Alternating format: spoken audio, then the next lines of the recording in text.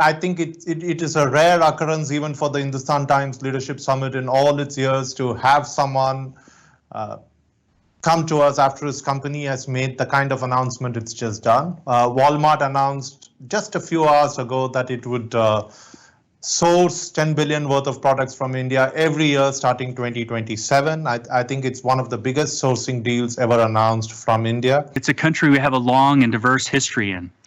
For many years, we've had a long-standing purchasing or sourcing relationship, a large and very capable technology team, an educational retail JV experience, a wholesale business serving Kiranas, and very importantly, a lot of our company's leaders are from India.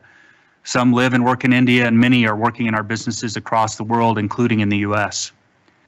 So when we invested in Flipkart and PhonePe in 2018, we were experienced and informed. We were also excited because, you see, we believe in India's future. Part of what is exciting in India is that it's a remarkably competitive environment. E-commerce only accounts for about 4% of total retail in India, and there are a number of companies competing in the market, including Amazon, Reliant, Snapdeal, Paytm, and many others. We think this is a good thing. Competition will improve services, bring down costs for consumers, and give additional value to producers. Customers in India today are getting high-quality goods at affordable prices from companies like Flipkart, Reliance, and Amazon.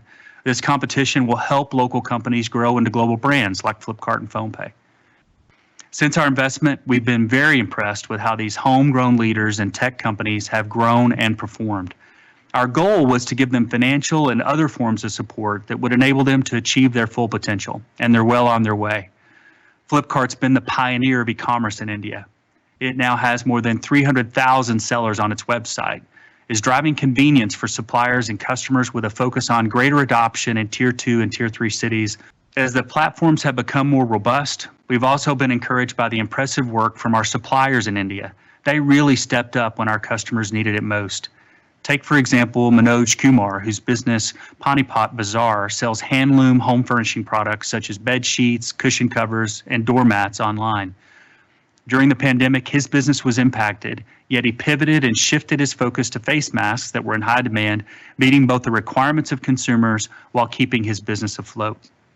Or Amit Gupta, or Dadaji Steel, a kitchen appliances retailer based in Patna who kept his operations going during the pandemic to meet the increasing demand of kitchen appliances as people stayed home. As I mentioned earlier, India is not only a priority for our e-commerce and wholesale business, but also for sourcing. Our sourcing relationship is more than 20 years old. My first buying trip to India was in 2004, and we've always found outstanding made-in-India items that our customers love. We currently source $3 billion of made-in-India merchandise each year. That includes apparel, homeware, jewelry, hardlines, and other popular products, which currently reach customers in 14 markets, including the US, Canada, Mexico, Central America, and the United Kingdom. As our business continues to grow, so does our interest in sourcing from India. That's why we made the announcement I mentioned earlier, a commitment to more than triple our exports from India by 2027 to $10 billion annually. The main categories for growth include food, pharmaceuticals, consumables, health and wellness, and general merchandise, along with apparel, homeware, and other key Indian export categories. We see a lot of potential for further growth in exports from India, and Walmart's business offers meaningful global market opportunities to made-in-India products. The more the Indian economy opens, the more opportunities it will have to reap these benefits.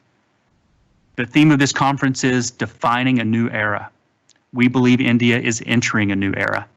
The country's growing, and by many estimates will be the third largest economy in the world by 2030 and a leader in many industries. We're committed to supporting the economic growth of India, and this includes providing resources to local partners and taking made-in-India products. Do you have any idea as to how much of this is likely to come from medium and small enterprises, MSMEs? Will a substantial part of it come from MSMEs? We hope so. That's a hard number to estimate, but our job is to be accessible to them and to be able to deal in quantities that they can produce. We've got a lot of experience doing that. We do that here in the US. It's very important to our business in Mexico. So I would expect that would be the case. And what we try to do is partner in a way that we really understand what types of quantities MSMEs should produce so their business doesn't become too stressed too quickly. Growth is challenging for an MSME. So getting that pace right is something that we really focus on. Is the supplier ecosystem where you would like it to be, or are you still having to, let's say, spend a lot of effort in developing that ecosystem to meet the Walmart standards? Yeah, we're still putting effort in, but we do everywhere, including here in the US. That's just an ongoing part of what we do. There are new companies formed all the time, and partnering with them in a way that they can be successful is something that is a bit habitual for our merchants, and that'll be the same in India.